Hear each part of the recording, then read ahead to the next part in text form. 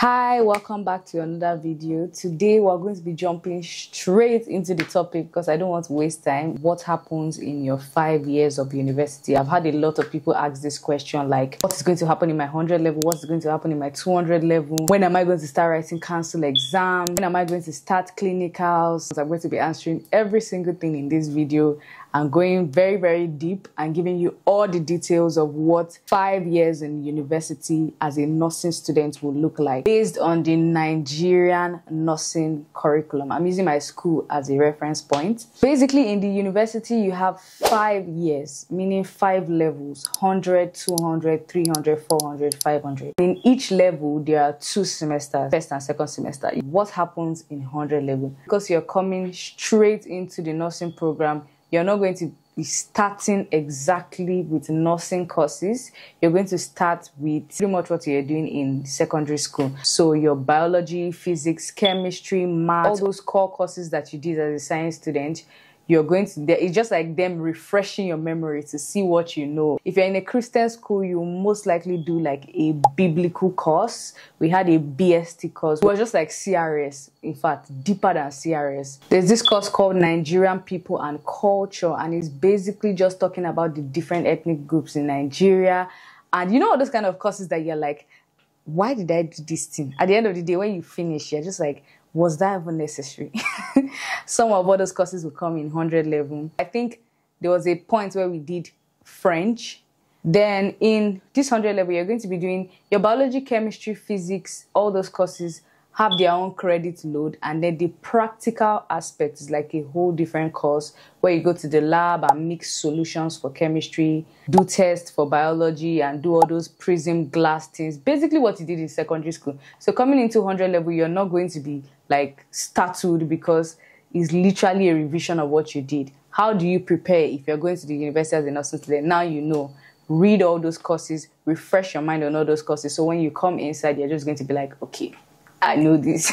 Chemistry is the normal chemistry and then the organic chemistry. And at a point in your 100 level, you're going to be doing sociology, use of library, or any ICT computer-related course, logic and philosophy, contemporary health issues. Now, contemporary health issues, we did it in school, and it was almost like basically exposing us to what we're going to see as we progress in the in school. We're talking about diseases and community health related illnesses. In your 100 level, you also do foundation of nursing, which is just like an introduction where they'll teach you about the history of nursing, the history of the founder of nursing, and basically all those stories that will keep popping up and up and up and up until you basically leave the profession. Now let's move straight to 200 level. You've finished your 100 level, you've passed your courses, you got a good GPA, or you did not get a good GPA, whatever it is.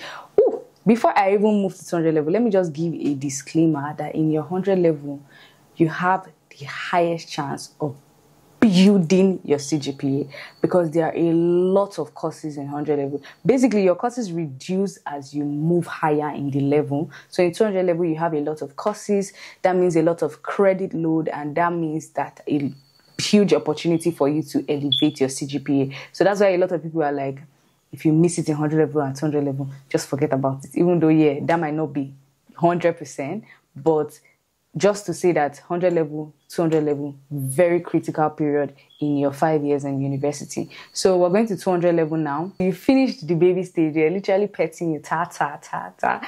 Now you enter 200 level, it's going to hit you, bah, boom.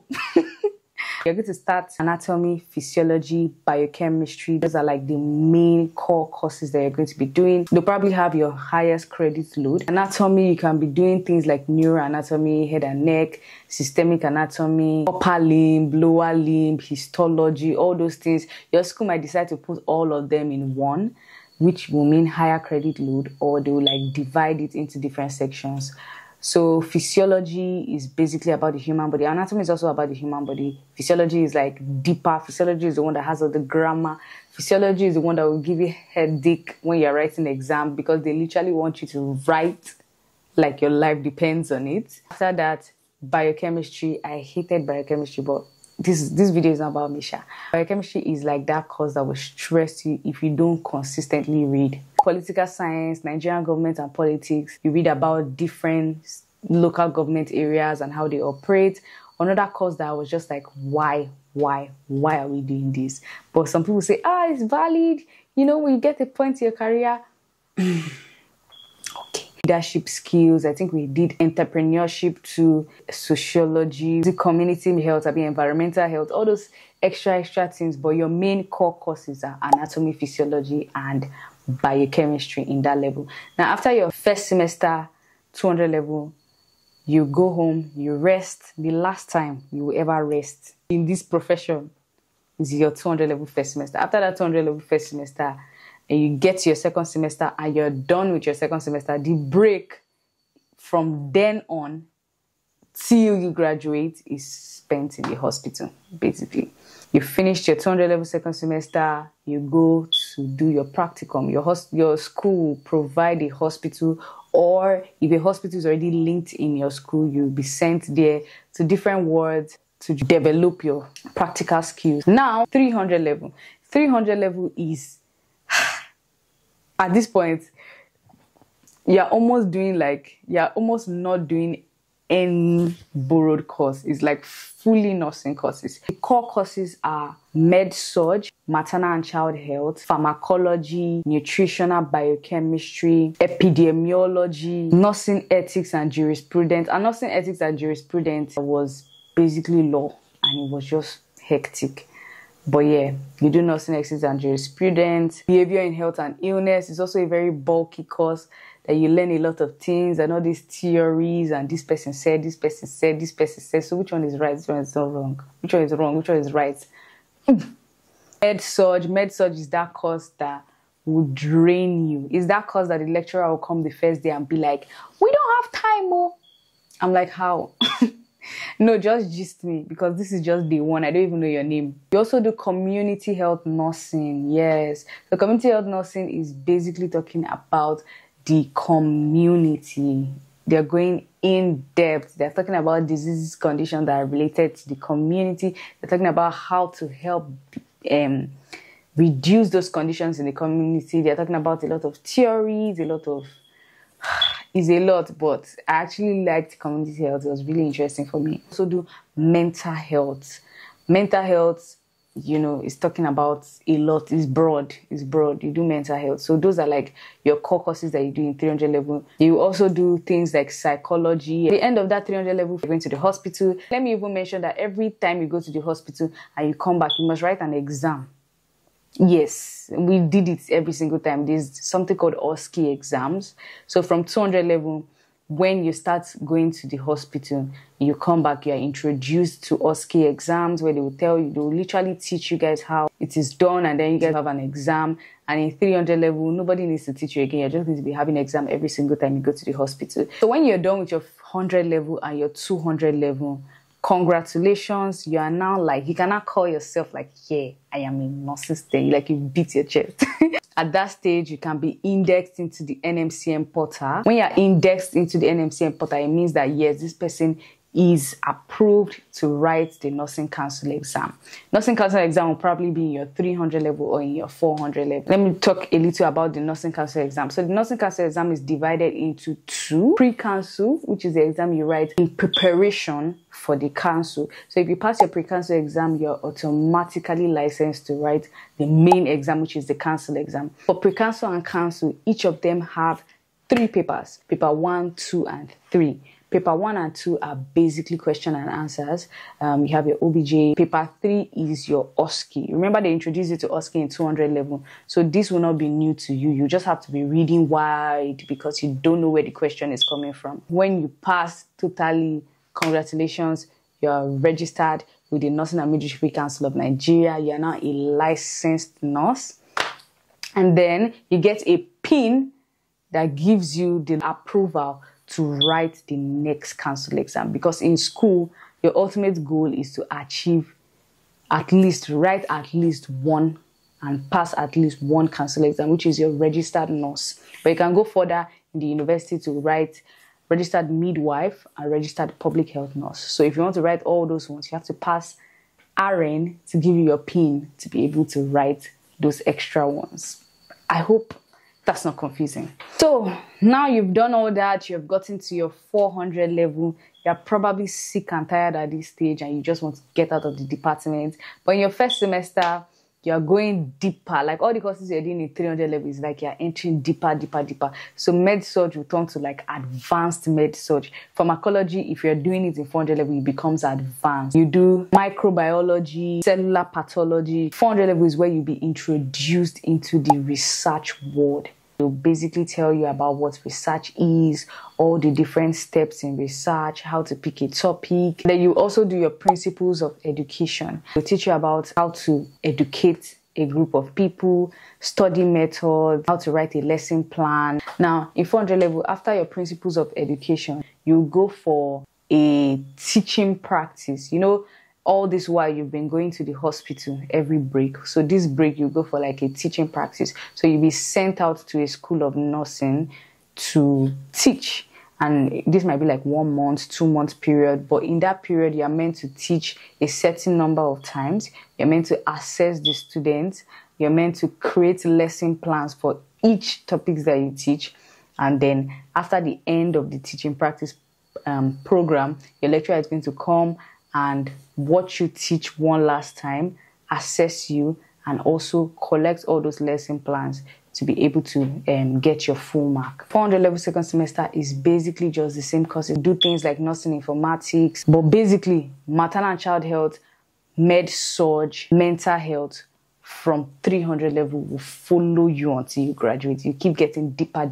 Also in 400 level second semester, you are introduced into economics, health sector economics. Now we're going to 500 level. At this point, you're already thinking, hey, FYB. In a few months' time, I'll be rocking my gown. You're already thinking of styles to sew when you graduate. You're already like sick and tired of the department. You're just like, I hate everybody here. I want to leave. So in 500 level, now start research. For each council exam you write, you have to finish a research project and bind it. They have different colors per council exam. Because during your council exam in OSCE, they're going to ask you some questions in that project that you did. So that's just I forgot about that. In your 500 level, courses are smaller. At least you can look at your course slip and be like, it's only this one I'm doing. Not like 100 level that is like, whoa, what's happening here? You do public health, nursing, obstetric nursing seminar, and entrepreneurship. They'll just teach you about the seminar, how to organize a seminar, what it takes, the process, everything. And then in our own time, we had to organize the seminar as our assessment. So we literally brought someone to speak and we literally decorated the class like a seminar hall. Showed our lecturers in, did the whole program, everything. She had a topic. We projected her topic. It was like a whole seminar. So that was the assessment. And then they graded us per group. You also have like a long list of electives to pick from in this your 500 level. I'm going to put it on the screen. You can pick any one. In second semester, you're basically doing the same thing. You're picking one elective course, adding it to your credit load. When you enter your 500 level, you're now assigned to your main projects supervisor. That's for the BNSC program. You know, I said you do projects for your council exams. That's all council's business. Don't forget that you're in a university, you're in a school that basically has its own system. So for your BNSC, you need to have your own project. And this is probably one of the most stressful projects that you ever write in the whole 5 years, because they're going to assign you to project supervisor. And this is like a proper no mistakes kind of project. And anytime I think about my own project, kulu. But at the end of the day, you have to work hand in hand with your supervisor. In fact, you have to kabash, so that you don't pick somebody that will be a weapon formed against you. You understand? Like me, I literally had to take somebody's name to Shiloh and say, God, anybody but this person. But yeah, if you get a supervisor that is very good and can communicate well with you, you would actually enjoy the project. After the project, you're going to bind it a different color for the school, for what the BNS is, the different schools with their different colors. And then before you graduate, you're going to defend that project. So there will be like a panel of lecturers. You're going to stand in front of them and give them a summary of what your project was about, all the details in the project, and then they will now start firing you with questions, and then it will now be like, can she defend what she did? So you'll be able to answer them. So if you're able to answer them, it's just like, yeah, she knows what she's doing. After defending your project and passing all your exams, you have reached 500 level, everything is good and fine, you can now breathe. It's time for induction. Now, what's the criteria for induction? Criteria for induction is that you have no outstanding course. You had no carryover. If you had any carryover, you've cleared it already, then you're qualified to be inducted. And also you have to at least pass your RN council exam. Even if you're not doing the RM and RPHN, at least you have to get that RN PIN license. If not, you will not be licensed to be inducted. It's time for you to start looking for styles to sew for your induction. Like, yes, be extra like that. All the hair that they do not allow you keep in school, wear that blue and white gown with your shoulders high. Like, yes, I finished this school and I finished it well. I think I'm done talking about what your 5 years in school will look like. If you have any other question, or if you think I missed anything, just comment down below and watch my other videos. Don't forget to like, comment, subscribe, and hit the bell notification so you know whenever I post a video. But don't forget to subscribe. It's essential. It's essential. It's essential.